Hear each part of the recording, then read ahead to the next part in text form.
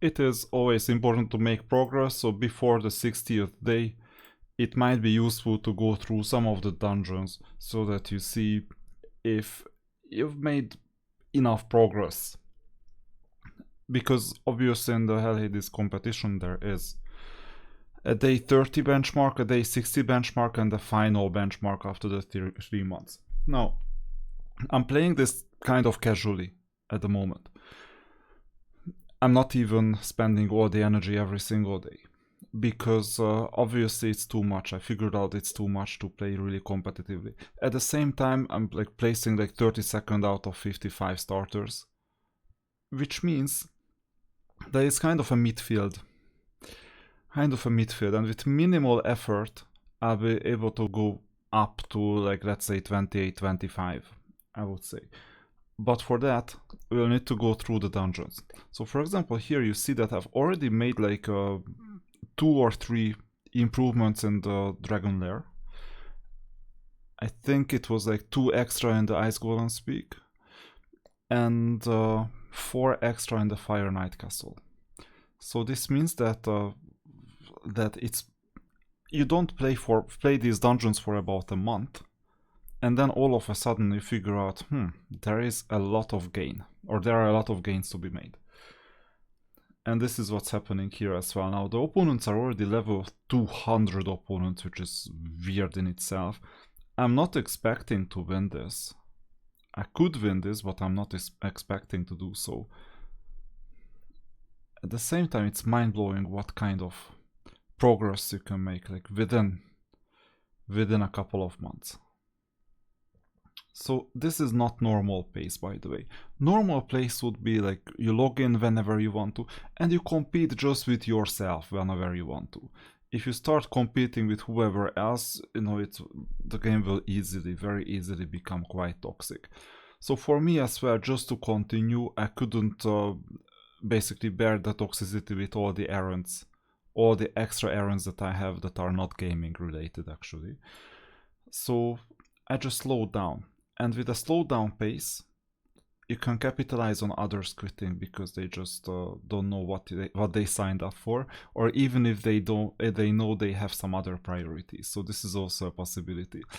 And now you can see that the dragon is dying, which is quite interesting in itself. I might even be able to continue with the next level. I'm not sure about it because the blue opponent, so you see that here there is this blue sign, the magician sign, is good for us because we don't have green. We just have red, void, and blue. Void is purple. And we're getting better and better artifacts, it seems. Now, this was stage 17 already. And you see the jump, right? So it's like 255, 205, 144. And I started at stage 15 because that's where the time jump was. I'm just as fast at stage 17 as I was in stage 14, I think. So you see these kinds of jumps. And stage 18 is gonna be hard because of red, but I might try this off screen. You can see the Ice Golem as well, so there is some sort of a jump.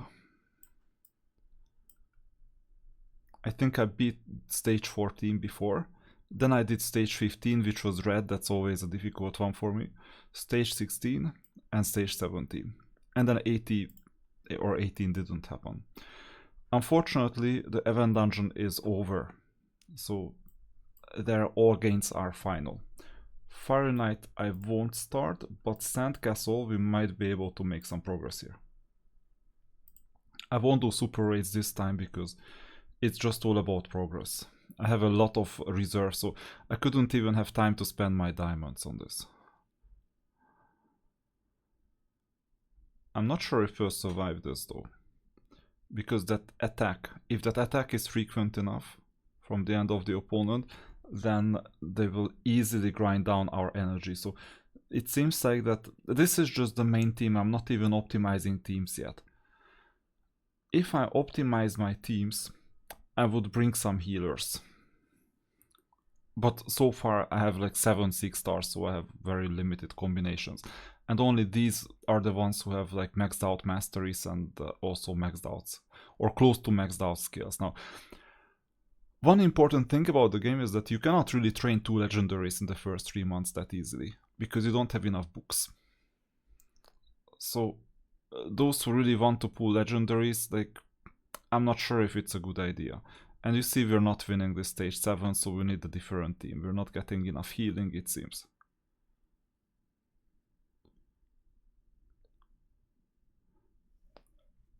And yeah, this is a difficulty spike because against red you'll need to bring whites and reds and greens, but not blues. So it seems like I won't make progress this time.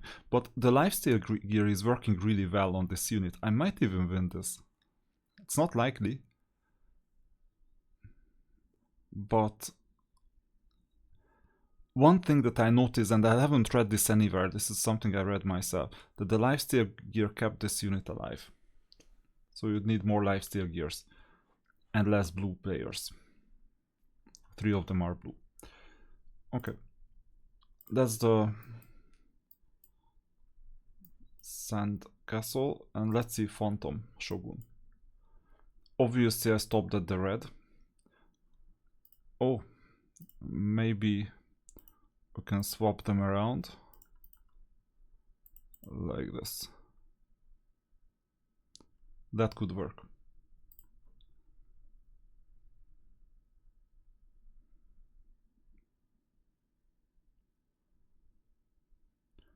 And I'm capitalizing on the lifesteal gear on the, I don't know her name, the barbarian unit on the right. And if we beat this, then we'll be able to beat many others as well.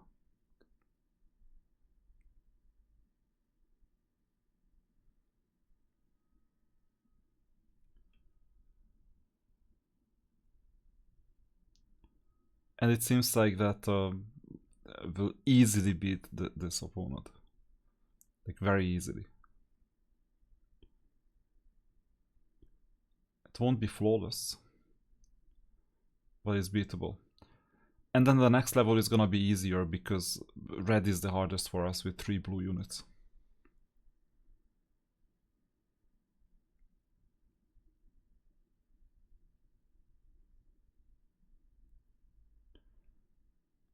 So it's an organic improvement just by playing the game or just seeing how they improve. Okay, that was it, stage selection. So that was stage number 8, and you see that stage 8 red was faster than stage 7 green, and green is good for us, red is bad for us. So you see the evident improvement in account strength. And now this is a neutral type of opponent.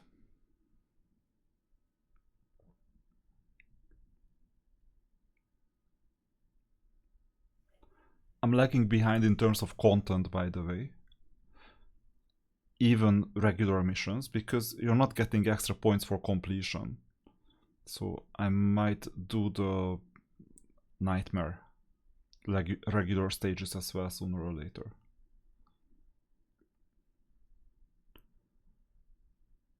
The opponent is getting stronger.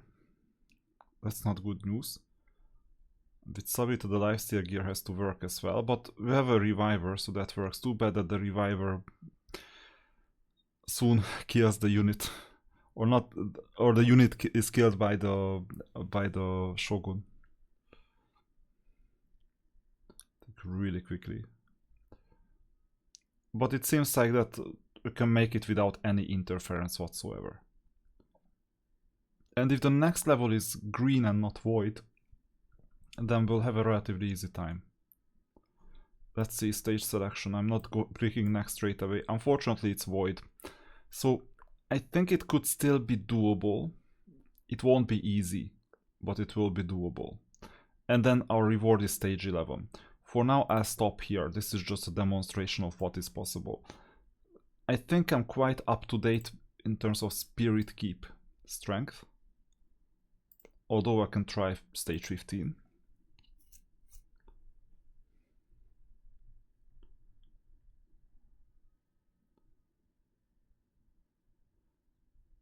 What's difficult is that it may be a stalemate.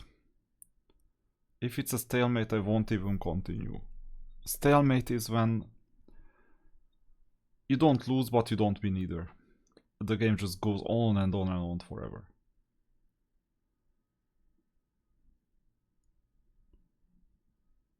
That's like a bad stalemate.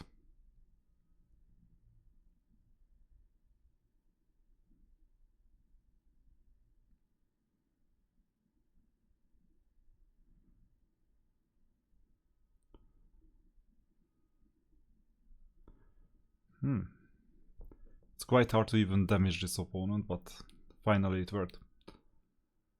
Yeah, this is a bad type of opponent because they heal themselves, I think. But we should be strong enough by now to damage enough.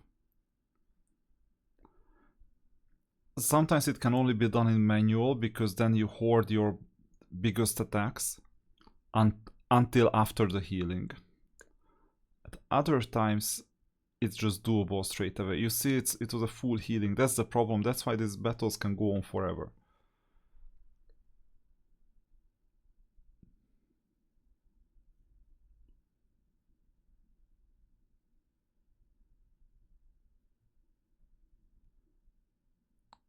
This time we're doing well, but there was a lot of healing done.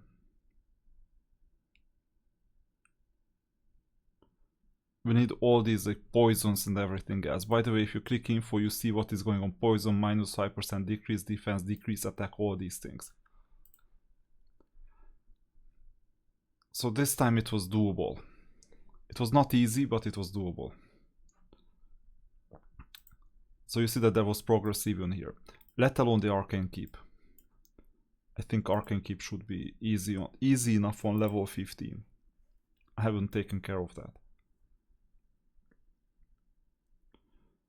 And there will be a final rush, I think, before day 30 or day 60.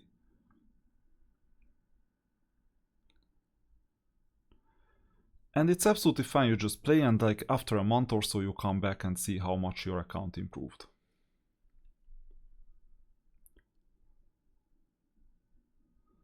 Not every keep is open, so for the green keep, the one that we fought earlier, it's only gonna be open today, and it's possible that it won't ever be open until the end of day 60. But Arcane Keep seems to be easier. There is no healing.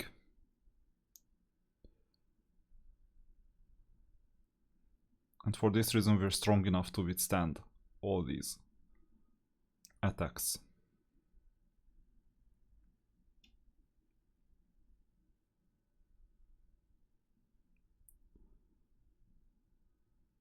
And this means we can make even more progress on Arcane Keep. Not just stage 16, but even more.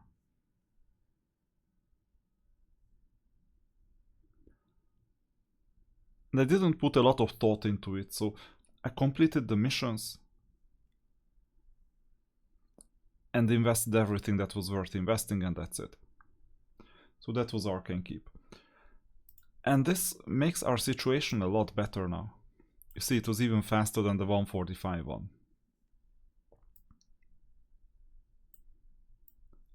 So 16 might be doable as well. And with that, that's it. You see that progress is continuous, and that's a good news for also for the challenge, in case I wanted to make anything out of the challenge. And that there are no hidden secrets. Even with a suboptimal team you can make significant progress, and that's good this way.